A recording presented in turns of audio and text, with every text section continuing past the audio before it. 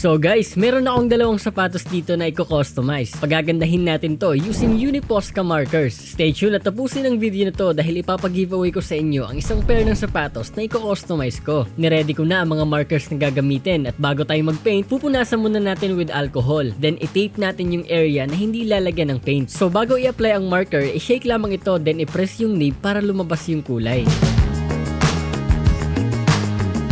So bigyan ko lang kayo ng tips guys, kung gusto nyo magpatong ng color, hayaan nyo muna matuyo yung first layer bago nyo patungan ng panibagong kulay. Tip number 2, huwag masyadong seryosohin ang pagko-color. Smile din. Okay.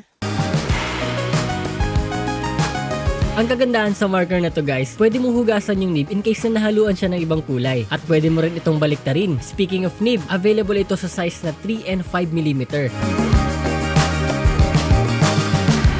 Ang Posca markers ay flexible siya sa kahit anong surfaces like shoes, canvas, leather, glass, wood, wall, at iba pa. So far, sobrang smooth ng Uniposca markers. I enjoy it and hindi siya nagka-crack. Ayan guys, malapit na tayo matapos. Let it dry for an hour bago natin isprayhan dahil ito ang magpapatibay sa paint natin. Ito na ang final look!